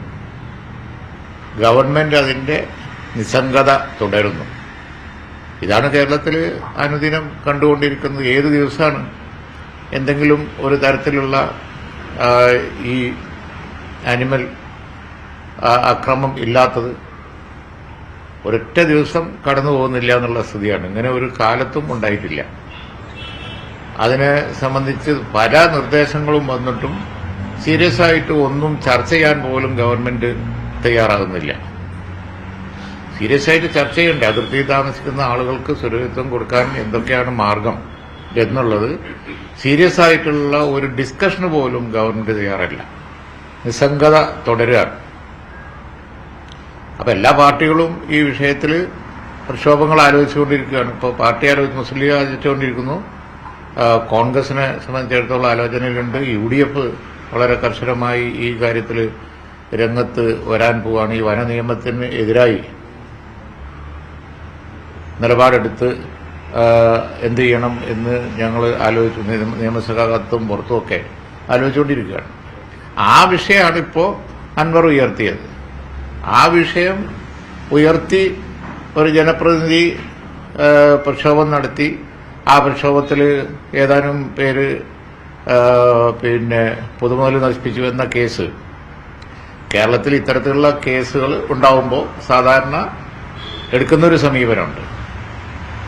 എന്ത് കോസിന് വേണ്ടിയാണ് പ്രക്ഷോഭം നടന്നത് എന്നുകൂടി നോക്കി എടുക്കുന്ന ഒരു സമീപനമുണ്ട്. ഇവിടെ ആ സമീപനമൊന്നും അല്ല ഉണ്ടായത്. ഇവിടെ എന്തോ ഒരു ക്രിമിനൽ ആക്ടിവിറ്റി എന്നുള്ള നിലക്ക് മാത്രം കണ്ട് വീട് വളഞ്ഞ് അർദ്ധരാത്രി അറസ്റ്റ് നാടകം നടത്തുകയൊക്കെയാണ് ചെയ്തത്. അത് തെറ്റാണ്.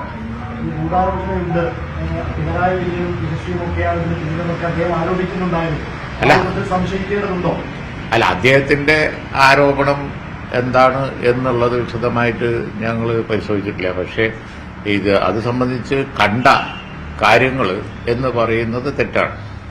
കണ്ട കാര്യങ്ങൾ വെച്ച് നമുക്ക് അഭിപ്രായം പറയാലോ. കണ്ട കാര്യങ്ങൾ വെച്ച് ഒരു പൊതു കോസിന് വേണ്ടി പ്രക്ഷോഭം നടത്തുന്ന ഒരാളോട് എടുക്കേണ്ട സമീപനമല്ല ഈ കാര്യത്തിൽ ഉണ്ടായത്. എതിരെ നോട്ടീസ് കൊടുത്താൽ വരുമല്ലോ. അപ്പൊ അതുപോലെ തന്നെ സിമിലർ കാര്യങ്ങളിലൊക്കെ കേരളത്തിൽ സാധാരണ പോലീസ് എടുക്കുന്ന ആ അതിർവരമ്പുകളൊന്നും പാലിക്കാതെ വലിയ ഒരു ക്രിമിനൽ ആക്ടിവിറ്റിയെ നേരിടുന്ന തരത്തിൽ പോലീസ് സന്നദ്ധത്തോടുകൂടി വന്ന് വലിയ അറസ്റ്റും കാര്യങ്ങളൊക്കെ, അത് ഇപ്പോൾ പ്രതിപക്ഷത്തിന് ഒരാളായതുകൊണ്ടാണ് അങ്ങനെ ഉണ്ടായത്. ഭരണകക്ഷിയായിരുന്നെങ്കിൽ ഇതിലും വലിയ സംഭവം ഉണ്ടായാലും ഇങ്ങനെ ഉണ്ടാവില്ലായിരുന്നു എന്നുള്ളതാണ് പൊതുവിലുള്ള അഭിപ്രായം. ആ അറസ്റ്റിനെ കുറിച്ച് മൊത്തത്തിൽ വന്നിരിക്കുന്ന അഭിപ്രായം അതാണ്.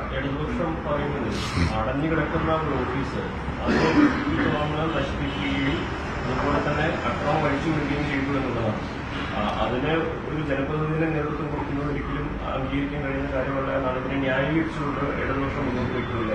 അല്ല, ഇത് കേരളത്തിൽ പ്രക്ഷോഭത്തോടനുബന്ധിച്ച് ആക്രമണം ഉണ്ടാവലും നിത്യസംഭവമാണല്ലോ.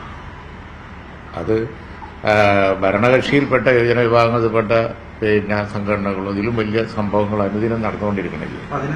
അപ്പൊ അതിലൊക്കെയുള്ള സമീപനമല്ല, ഇവിടെ ഒരു പക്ഷപാതപരമായ സമീപനം ഉണ്ടായിരിക്കുന്നു എന്നാണ് കണ്ടാൽ തോന്നുക.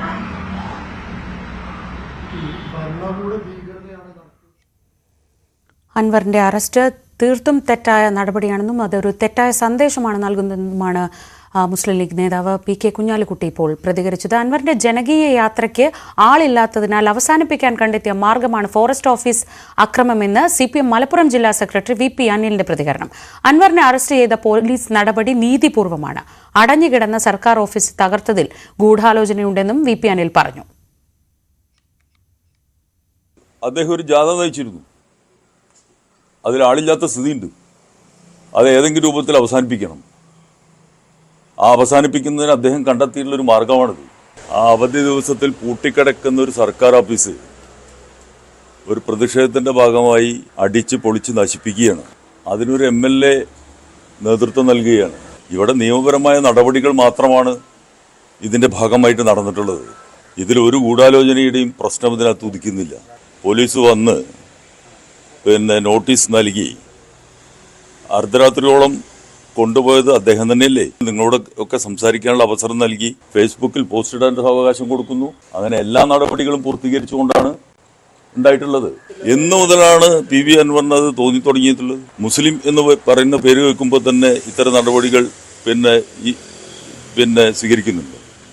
ആർക്കെതിരായിട്ട് അങ്ങനെ സ്വീകരിക്കുന്നത്? അതൊക്കെ വഴിതിരിച്ചു വിടുന്നതിന് വേണ്ടിയിട്ടുള്ള സംഗതികളാണ്.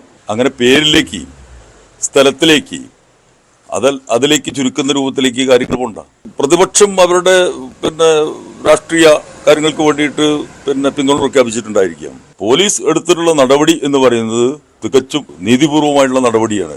ഒരു ധൃതിയും ഈ കാര്യത്തിൽ ഉണ്ടായിട്ടില്ല. അൻവർ ഇടതുപക്ഷത്തിന് ഒരു വെല്ലുവിളിയേ അല്ല, അറസ്റ്റ് നിയമം അനുസരിച്ച് മാത്രമാണെന്ന് LDF കൺവീനർ TP രാമകൃഷ്ണൻ. ഇത്തരം കാര്യങ്ങളിൽ വേണ്ടത് സഡൻ ആക്ഷനാണ്. അൻവർ ഇടതുപക്ഷത്തിന് വെല്ലുവിളിയല്ലെന്നും അൻവറിന് താരപരിവേഷം നൽകുന്നത് മാധ്യമങ്ങളാണെന്നും TP രാമകൃഷ്ണൻ പറഞ്ഞു.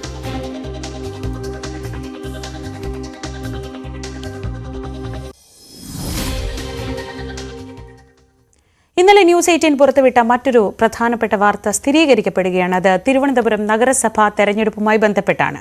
ന്യൂസ് 18 വാർത്ത മുൻ കേന്ദ്രമന്ത്രി V മുരളീധരൻ സ്ഥിരീകരിക്കുകയാണ്. തദ്ദേശ തെരഞ്ഞെടുപ്പിൽ മുതിർന്ന BJP നേതാക്കൾ സജീവമായി രംഗത്തുണ്ടാകും. കേന്ദ്ര സർക്കാരിന്റെ നേട്ടങ്ങൾ ജനങ്ങളിൽ എത്തിക്കാൻ സീനിയർ നേതാക്കൾ മത്സരിക്കേണ്ടത് അനിവാര്യമാണെന്നും V മുരളീധരൻ ന്യൂസ് 18നോട് പറഞ്ഞു. തിരുവനന്തപുരം നഗരസഭ പിടിക്കാൻ BJP സർജിക്കൽ സ്ട്രൈക്കിന് ഒരുങ്ങുന്നുവെന്ന ന്യൂസ് 18 വാർത്തയിൽ പ്രതികരിച്ച് മുൻ കേന്ദ്രമന്ത്രി കൂടിയായ V മുരളീധരൻ നമ്മളോടൊപ്പം ചേരുകയാണ്. BJPയുടെ ദേശീയ നേതൃത്വം നിർണായകമായ ഒരു ചുമതല കേരളത്തിൽ, പ്രത്യേകിച്ച് തലസ്ഥാനത്ത് കോർപ്പറേഷൻ തെരഞ്ഞെടുപ്പുമായി ബന്ധപ്പെട്ട് താങ്കളെ ഏൽപ്പിച്ചിരിക്കുകയാണെന്നുള്ള വിവരം ഞങ്ങൾ റിപ്പോർട്ട് ചെയ്തിരിക്കുകയാണ്. പ്രധാനപ്പെട്ട നേതാക്കളെ തന്നെ ഈ നഗരസഭയിൽ രംഗത്തിറക്കാനുള്ള ഒരു തീരുമാനത്തിന് പിന്നിൽ ഈ നഗരസഭാ തെരഞ്ഞെടുപ്പ് എന്നതിനപ്പുറത്തേക്ക് നിയമസഭാ തെരഞ്ഞെടുപ്പ് കൂടി മുന്നിൽ കണ്ടുകൊണ്ടുള്ള ഒരു സ്ട്രാറ്റജിയാണ്. ഭാരതീയ ജനതാ പാർട്ടി ഈ വരാൻ പോകുന്ന തദ്ദേശ സ്വയംഭരണ സ്ഥാപനങ്ങളുടെ തെരഞ്ഞെടുപ്പും അതിനെ തുടർന്ന് വരുന്ന നിയമസഭാ തെരഞ്ഞെടുപ്പും ഇത് രണ്ടും ഒരുമിച്ച് കണ്ടുകൊണ്ടുള്ള തയ്യാറെടുപ്പുകളാണ് തുടങ്ങിയിട്ടുള്ളത്. പാർട്ടിയുടെ സംഘടനാ തലത്തിലുള്ള തെരഞ്ഞെടുപ്പിൻ്റെ പുനഃസംഘടന പൂർത്തിയായാൽ ഉടൻ തന്നെ ഇത് സംബന്ധിച്ചിട്ടുള്ള പ്രവർത്തനങ്ങൾ ആരംഭിക്കണം എന്നുള്ള ഒരു തീരുമാനമാണ് പൊതുവായിട്ടുണ്ടായിട്ടുള്ളത്. സ്വാഭാവികമായും കേരളത്തിൽ ഏറ്റവും കൂടുതൽ ഭാരതീയ ജനതാ പാർട്ടിക്ക് വിജയസാധ്യത കരുതപ്പെടുന്ന നഗരസഭയാണ് തിരുവനന്തപുരം നഗരസഭ. ശ്രീ രാജീവ് ചന്ദ്രശേഖറിൻ്റെ തെരഞ്ഞെടുപ്പിൽ തിരുവനന്തപുരത്തെ 100 വാർഡുകളിൽ ബഹുഭൂരിപക്ഷം വാർഡുകളിൽ BJPക്ക് മുന്നേറ്റമുണ്ടാക്കാനായിട്ടുണ്ട്. അതിനെ പ്രയോജനപ്പെടുത്താവുന്ന തരത്തിൽ കേന്ദ്ര സർക്കാരിൻ്റെ ഭരണത്തിൻ്റെ ആനുകൂല്യങ്ങൾ തിരുവനന്തപുരത്ത് ലഭ്യമാക്കാൻ സാധിക്കുന്ന തരത്തിലുള്ള ഒരു തെരഞ്ഞെടുപ്പ് പ്രചരണ തന്ത്രം അല്ലെങ്കിൽ ഒരു തെരഞ്ഞെടുപ്പ് തന്ത്രം ഉണ്ടാകണം എന്നുള്ള താല്പര്യമാണ് ഭാരതീയ ജനതാ പാർട്ടിക്കുള്ളത്. അവിടെ ഈ ഒരു മുൻ കേന്ദ്രമന്ത്രിയെ തന്നെ തിരുവനന്തപുരം പോലൊരു തന്ത്രപ്രധാനമായ സ്ഥലത്തിൻ്റെ മേയർ സ്ഥാനത്തേക്ക് പരിഗണിക്കുന്നതിലൂടെ അതിൻ്റെ പ്രതിഫലനം മറ്റ് മണ്ഡലങ്ങളിലേക്ക് കൂടി എത്തിക്കുക എന്നൊരു സന്ദേശമാണോ കൊടുക്കുന്നത്? അല്ല, തീർച്ചയായിട്ടും കേന്ദ്ര സർക്കാരിൻ്റെ നിരവധി ആനുകൂല്യങ്ങൾ ഈ തിരുവനന്തപുരത്തിന് ഇപ്പോൾ തന്നെ ലഭിച്ചിട്ടുണ്ട്. സ്മാർട്ട് സിറ്റി ഉൾപ്പെടെ, റെയിൽവേ സ്റ്റേഷൻ ഉൾപ്പെടെ, അങ്ങനെയുള്ള നിരവധി കാര്യങ്ങൾ. പക്ഷേ അതിൻ്റെ ഒക്കെ പ്രയോജനം ഇപ്പോൾ ലഭിച്ചുകൊണ്ടിരിക്കുന്നത് സംസ്ഥാന സർക്കാരിന് നേതൃത്വം നൽകുന്നവരോ അങ്ങനെയുള്ള ആളുകളൊക്കെ. പിതൃത്വം ഏറ്റെടുക്കുന്നത് സംസ്ഥാന സർക്കാരിലേക്ക് ഒതുങ്ങുന്നു. തീർച്ചയായിട്ടും അതിൻ്റെ പ്രയോജനം അവരാണ് ഏറ്റെടുക്കുന്നത്. അതിനു പകരം ഭാരതീയ ജനതാ പാർട്ടിക്ക് തന്നെ അതിൻ്റെ പ്രയോജനം ലഭ്യമാകാൻ ഉതകുന്ന തരത്തിലുള്ള ഒരു തെരഞ്ഞെടുപ്പ് സമീപനം, ആ സമീപനമാണ് ഭാരതീയ ജനതാ പാർട്ടി ഈ തെരഞ്ഞെടുപ്പിൽ സ്വീകരിക്കാൻ ഉദ്ദേശിക്കുന്നത്. സ്ഥാനാർത്ഥി ആരായിരിക്കും, അത്തരം കാര്യങ്ങളെക്കുറിച്ചൊന്നും ഔപചാരികമായിട്ട് പാർട്ടി ഇതുവരെ തീരുമാനിച്ചില്ല. ഒറ്റ കാര്യം കൂടി, അതായത് കൂടുതൽ മുതിർന്ന താങ്കൾക്കൊപ്പം അല്ലെങ്കിൽ കൂടുതൽ മുതിർന്ന നേതാക്കൾ ഈ തെരഞ്ഞെടുപ്പിൽ മത്സരിക്കാനുള്ള സാധ്യതയുണ്ട്. കേരളത്തിലെ എല്ലാ മുതിർന്ന നേതാക്കളും ഈ തെരഞ്ഞെടുപ്പിൽ സജീവമായിട്ടുണ്ടാകും. ആരൊക്കെ സ്ഥാനാർത്ഥിയാകണം എന്നുള്ളത് സമയമാകുമ്പോൾ തീരുമാനിക്കും. വളരെയധികം നന്ദി താങ്കളുടെ പ്രതികരണത്തിൽ. ക്യാമറമാൻ C വിനോദിനൊപ്പം ഡാൻ കുര്യൻ, ന്യൂസ് 18. ഒരിടവേള കൂടി.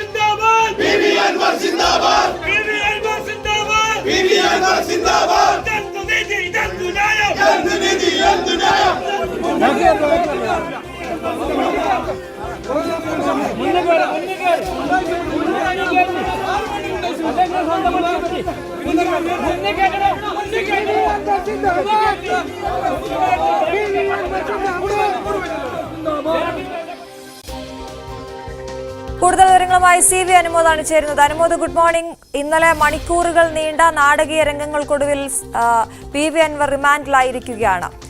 ഏത് രീതിയിലായിരിക്കും ഇനി അൻവറിന്റെ മുന്നോട്ടുള്ള നീക്കങ്ങൾ? ജാമ്യമില്ലാ വകുപ്പ് പ്രകാരമാണല്ലോ കേസെടുത്തിരിക്കുന്നത്.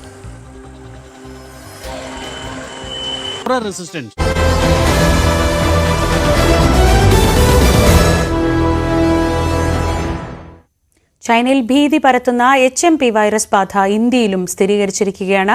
ആദ്യ കേസ് ബംഗളൂരുവിലാണ് സ്ഥിരീകരിച്ചത്. മഹാരാഷ്ട്ര, ഡൽഹി സർക്കാരുകൾ ജാഗ്രതാ നിർദ്ദേശം പുറപ്പെടുവിച്ചിട്ടുണ്ട്. കിരൺ ബാബു വിവരങ്ങളുമായി. കിരൺ, ഈ HMP വൈറസ് എന്ന് പറയുന്നത് 2000 തൊട്ടേ എല്ലായിടത്തുമുണ്ട്. പക്ഷേ അത് പലപ്പോഴും വലിയൊരു ബുദ്ധിമുട്ടുണ്ടാക്കാറില്ല. ഇത്തവണ ചൈനയിൽ ഇങ്ങനെ ഒരു വൈറസ് ബാധ വന്ന സാഹചര്യത്തിലാണ് ഇങ്ങനെ ഒരു വലിയ ആശങ്ക വരുന്നത്. ഇപ്പോൾ ഇന്ത്യയിൽ സ്ഥിരീകരിച്ച കേസുമായി ബന്ധപ്പെട്ട വിവരങ്ങൾ എന്തൊക്കെയാണ്?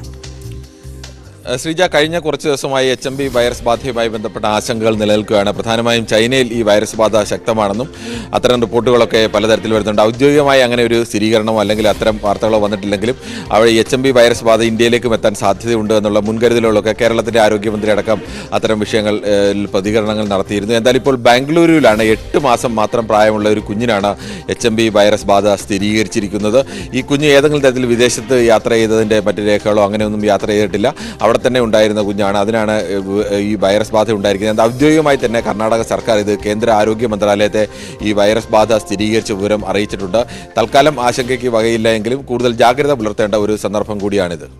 ശരി, കിരണാണ് വിവരങ്ങൾ നൽകിയത്. HMP വൈറസ് സാധാരണഗതിയിൽ അത്ര വലിയ ബുദ്ധിമുട്ടുണ്ടാക്കുന്നതല്ല. പക്ഷേ ഗർഭിണികളിൽ, കുട്ടികളിൽ, പ്രായമായവരിൽ, രോഗപ്രതിരോധ ശേഷി കുറഞ്ഞവരിലൊക്കെ അത് ബ്രോങ്കൈറ്റിസോ ന്യൂമോണിയോ ആയി മാറും എന്നതുകൊണ്ടാണ് അതിൽ അതീവ ജാഗ്രത വേണം എന്ന നിർദ്ദേശം ആരോഗ്യ വകുപ്പിൻ്റെ ഭാഗത്തു നിന്നും ഉണ്ടാവുന്നത്. എന്തായാലും ഇന്ത്യയിൽ ആദ്യത്തെ കേസ് ഇപ്പോൾ സ്ഥിരീകരിച്ചിരിക്കുകയാണ്. അത് ബംഗളൂരുവിൽ 8 മാസം പ്രായമായ ഒരു കുഞ്ഞിലാണ്.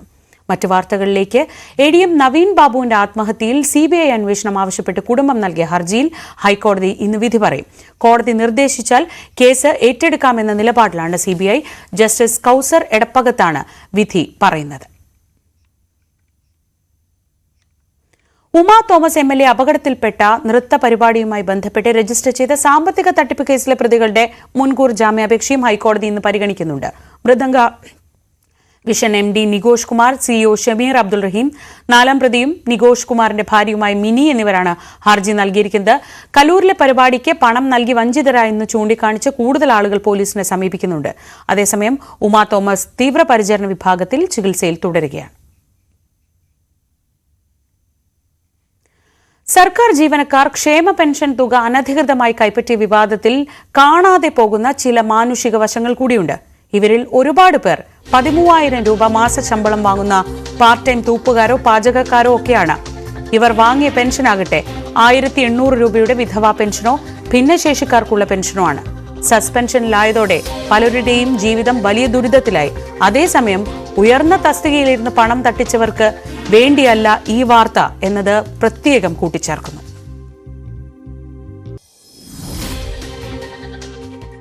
സർക്കാർ ജീവനക്കാർ അനധികൃതമായി ക്ഷേമ പെൻഷൻ കൈപ്പറ്റിയെന്ന വാർത്ത ഞെട്ടലോടെയാണ് കേരളം കേട്ടത്. എന്നാൽ ഈ കാര്യത്തിന് ഒരു മറുവശമുണ്ട്.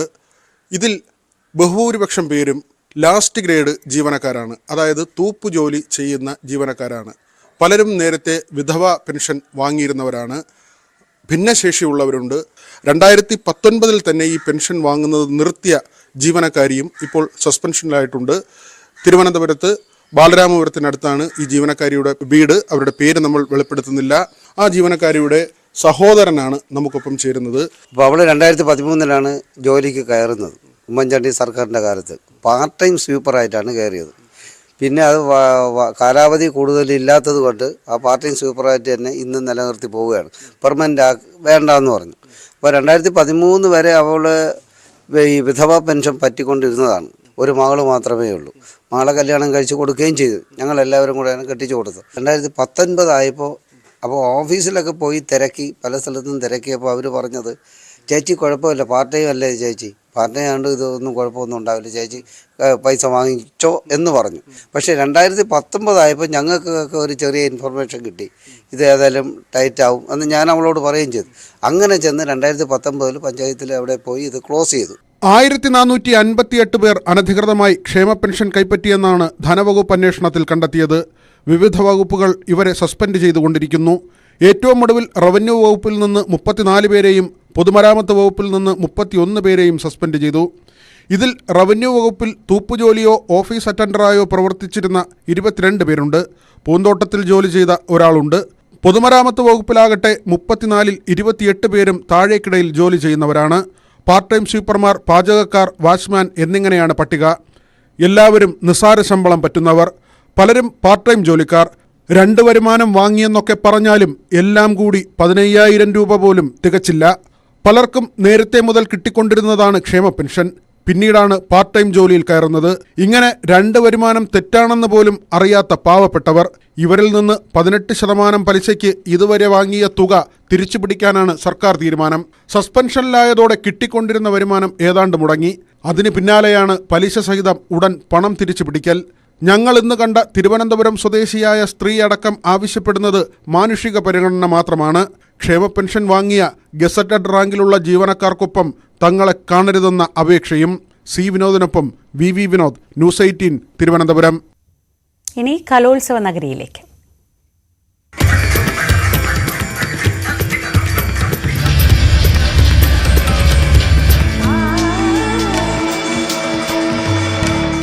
അനന്തകല Kerala school Kalolsavam powered by ജിടെക് കമ്പ്യൂട്ടർ എഡ്യൂക്കേഷൻ.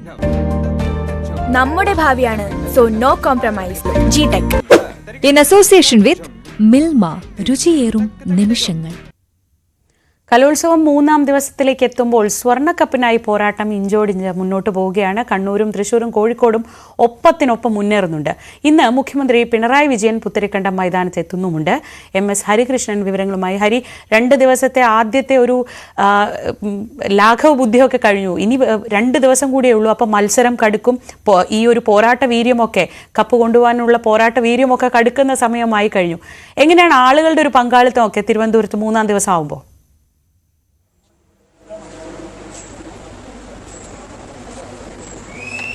വലിയ രീതിയിലുള്ള ജനപിന്തുണ തന്നെയാണ് ഉള്ളത്. തിങ്കളാഴ്ചയാണ് എന്നൊന്നും നോക്കുന്നില്ല, ഇവിടെ ആളുകൾ എത്തിക്കഴിഞ്ഞിട്ടുണ്ട്. ഞാനിപ്പോൾ നിൽക്കുന്നത് സെന്റ് ജോസഫിലാണ്. ഇവിടെ മിമിക്രി മത്സരങ്ങൾ തുടങ്ങിക്കഴിഞ്ഞു എന്നുള്ളതാണ്. ആദ്യത്തെ മത്സരം കഴിഞ്ഞു, അഭിഷേകായിരുന്നു ആദ്യത്തെ മത്സരാർത്ഥി. ഇപ്പോൾ എന്നോടൊപ്പം നിൽക്കുന്നത് അഭിഷേകിന്റെ കുടുംബാംഗങ്ങളാണ്. നമുക്ക് അവരുടെ വിശേഷങ്ങളിലേക്ക് പോകാം. എങ്ങനെ ഉണ്ടായിരുന്നു അവന്റെ പ്രകടനം? വളരെ നന്നായിരുന്നു. നമുക്ക് ഒരു സംതൃപ്തി വിചാരിച്ച പോലെയൊക്കെ ചെയ്യാൻ പറ്റി. വലിയ കയ്യടിയായിരുന്നു പ്രകടനം നടത്തിക്കൊണ്ടിരുന്നത്. ഇവിടെ ഉണ്ടായിരുന്ന എല്ലാവരും നിറഞ്ഞ കയ്യടികളോടുകൂടിയാണ് സ്വീകരിച്ചത്. അപ്പോ അത് എന്ത് തോന്നുന്നു? എന്താണ്? നിറഞ്ഞ കയ്യടികളായിരുന്നു. സന്തോഷം. നമുക്ക് ഇങ്ങനത്തെ ഒരു സ്റ്റേജൊക്കെ നമുക്ക് കിട്ടാത്തൊരു അവസരങ്ങളാണ്. ഒരു സ്റ്റേജില് കലോത്സവത്തിൽ പങ്കെടുക്കാൻ തന്നെ വലിയൊരു ഭാഗ്യമല്ല. ഭയങ്കര സന്തോഷം. നമ്മളിവിടെ ഇപ്പൊ പെർഫോം ചെയ്ത വ്യക്തി തന്നെ ഉണ്ട്. ഉണ്ടായിരുന്നു സ്റ്റേജിലെ പ്രകടനം. എന്ത് തോന്നുന്നു പ്രകടനം കഴിഞ്ഞിട്ട് ഇറങ്ങി വന്നതിന് ശേഷം? കുഴപ്പമില്ല. പക്ഷെ അവിടുത്തെ ആവേശത്തിനെ കുറിച്ച് പറ, എങ്ങനെയുണ്ടായിരുന്നു? പെർഫോം ചെയ്തതിൽ നമുക്ക് വിചാരിച്ചതുപോലെ ചെയ്യാൻ പറ്റിയെന്ന് തോന്നുന്നുണ്ട്. അമ്മയ്ക്ക് എന്തായിരുന്നു? അമ്മ ഭയങ്കര സപ്പോർട്ടായിരുന്നു. ശ്രദ്ധിച്ചാണോ എനിക്കറിയാം. ഒരേ കൈയടിയുമ്പോഴായിരുന്നു. അമ്മ എന്ത് തോന്നുന്നു? സന്തോഷമുണ്ട്. ഒരേ നന്നായി ചെയ്യാൻ പറ്റിയിട്ടുണ്ട്. വലിയ പ്രതീക്ഷയാണ്. ഓക്കെ, അപ്പൊ ആദ്യത്തെ മത്സരാർത്ഥിയായിരുന്നു അഭിഷേക്. അദ്ദേഹത്തിന്റെ ബന്ധുക്കളാണുള്ളത്. 2 സഹോദരങ്ങളും കൂടിയുണ്ട് അഭിഷേക്. നമുക്ക് അവരുടെ അടുത്തും കൂടെ ചോദിക്കാം. എങ്ങനെ ഉണ്ടായിരുന്നു ചേട്ടൻ? വിചാരിച്ചതുപോലെ തന്നെ എങ്ങനെ ഉണ്ടായിരുന്നു? സൂപ്പറായിരുന്നു. എന്താ പ്രതീക്ഷിക്കുന്നത്? നമുക്ക് പ്രതീക്ഷിക്കാം. പെർഫോമൻസ് നമ്മൾ പൊളിച്ചിട്ടുണ്ട് എന്നുള്ള വിശ്വാസമുണ്ട്. ആ ആത്മവിശ്വാസത്തിൽ തന്നെയാണ് ഉള്ളത്. ഇത് തന്നെയാണ് ഏറ്റവും പ്രധാനപ്പെട്ട കാര്യം. ഇപ്പോൾ സെന്റ് ജോസഫ് വേദിയിൽ മിമിക്രി മത്സരങ്ങൾ തുടർന്നുകൊണ്ടേ ഇരിക്കുകയാണ്. നമുക്ക് ഇന്നത്തെ മത്സരത്തിൽ പ്രധാനപ്പെട്ടതായി ഏകദേശം 45ഓളം ഇനങ്ങളാണ് ഉള്ളത്. അതിൽ കുച്ചിപ്പുടി, നാടോടി നൃത്തം, ദഫ്മുട്ട്, ചെണ്ടമേളം, മിമിക്രി, മോണോ ആക്ട്, തുള്ളല്, കേരള നടനം, ശാസ്ത്രീയ സംഗീതം, മദ്ദളം, ചെണ്ടമേളം അങ്ങനെ തുടങ്ങി 45ഓളം ഇനങ്ങൾ 25 വേദികളിലായി ഇത് നടക്കുന്നുണ്ട്. അതിൽ ഏറ്റവും പ്രധാനപ്പെട്ട ആകർഷണമാണ് മിമിക്രി മത്സരങ്ങൾ. എപ്പോഴും അതിപ്പോ ഏത് ദിവസമായാൽ പോലും മിമിക്രി മത്സരങ്ങൾക്ക് ആളുണ്ടാവും. ഇന്നും പതിവ് തെറ്റിച്ചില്ല. 9:30 തന്നെ മത്സരം ആരംഭിച്ചു. അതിലെ ആദ്യത്തെ മത്സരാർത്ഥി കഴിഞ്ഞപ്പോൾ തുടർന്ന് രണ്ടാമത്തെ മത്സരാർത്ഥി അരങ്ങിലെത്തിയിരിക്കുകയാണ്. വലിയ ജനപങ്കാളിത്തവും ഓഡിയൻസിന്റെ ഭാഗത്തു നിന്നും ഉണ്ട്. കാരണം അത്രമാത്രം ആവേശമാണ് കലോത്സവ വേദികളിൽ മിമിക്രി മത്സരങ്ങൾക്ക് ഉണ്ടാവാറുള്ളത്. അതേ ആവേശം ഇന്നും തുടരുകയാണ്. ഇന്നത്തെ ദിവസത്തിലും ആവേശത്തിന് യാതൊരുവിധ ഭംഗവുമില്ല. എന്തായാലും ആദ്യത്തെ മത്സരാർത്ഥിയായ അഭിഷേക് ഇറങ്ങിക്കഴിഞ്ഞിരിക്കുന്നു. എന്തായാലും ഹരി അത്രയും പറഞ്ഞ സ്ഥിതിക്ക് കുറച്ച് മിമിക്രി വേദിയിൽ നിന്നുള്ള കുറച്ച് ദൃശ്യങ്ങൾ, ഒരു പെർഫോമൻസ് തന്നെ നമുക്ക് കുറച്ചു നേരം കാണാം.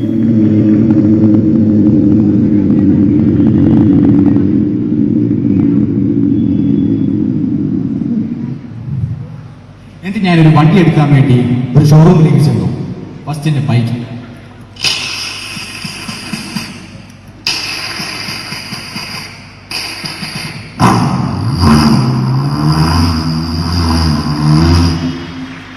RX bike.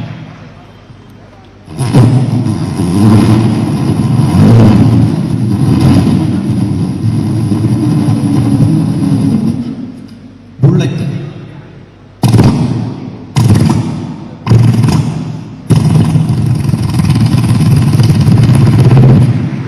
നിസാൻ GTR,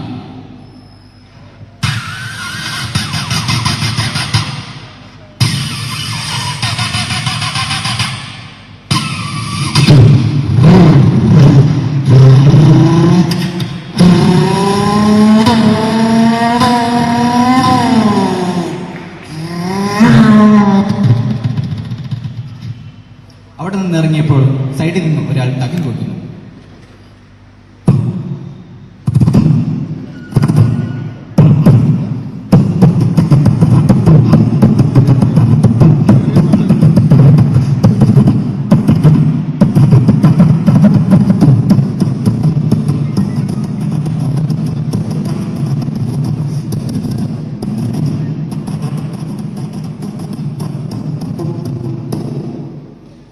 ഞാൻ സിനിമ കാണാൻ വേണ്ടി ചെന്നപ്പോൾ അവിടെ ബോളിവുഡ് ഖിലാഡി അക്ഷയ് കുമാർ നിൽക്കുന്നു.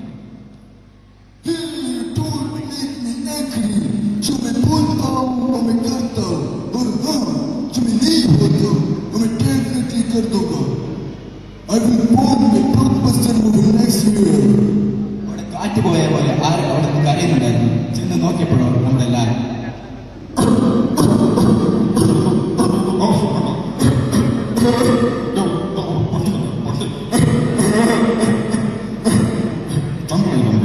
ചങ്ങളി റബി പോകുന്നതിന് നമുക്ക് ഫിറോസിക്കാരുടെ അടുത്തേക്ക് പോയിട്ട് ഒരു ഫുഡ് കഴിച്ചെടുക്കുക. അപ്പോൾ നമ്മളൊരു പ്രത്യേകമായ സാധനം ഉണ്ടാക്കാൻ പോകുന്നത് ചിക്കൻ പൊട്ടിത്തെറിച്ചു. ആ വെറും 100 കിലോ പണക്കവും 100 കിലോ ചിക്കൻ കൊടുക്കും. ഇത് 2 കിലോ പൊട്ടിക്കും. നമുക്ക് ടേസ്റ്റ് ചെയ്ത്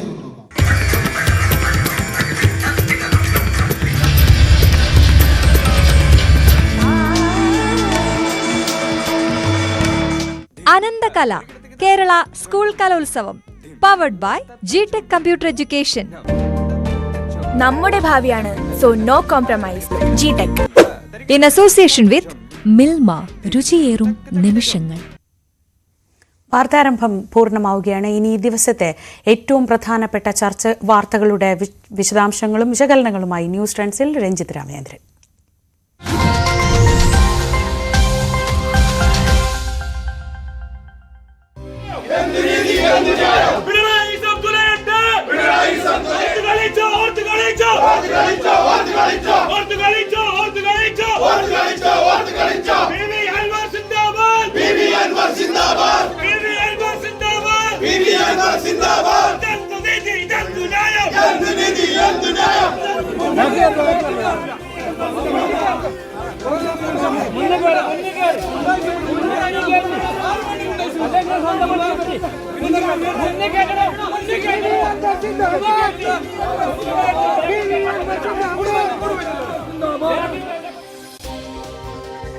കൂടുതൽ വിവരങ്ങൾ വിശദാംശങ്ങളുമായി CV അനുമോദാണ് ചേരുന്നത്. Anumod, good morning. ഇന്നലെ മണിക്കൂറുകൾ നീണ്ട നാടകീയ രംഗങ്ങൾക്കൊടുവിൽ PV അൻവർ റിമാൻഡിലായിരിക്കുകയാണ്. ഏത് രീതിയിലായിരിക്കും ഇനി അൻവറിന്റെ മുന്നോട്ടുള്ള നീക്കങ്ങൾ? ജാമ്യമില്ലാ വകുപ്പ് പ്രകാരമാണല്ലോ കേസെടുത്തിരിക്കുന്നത്.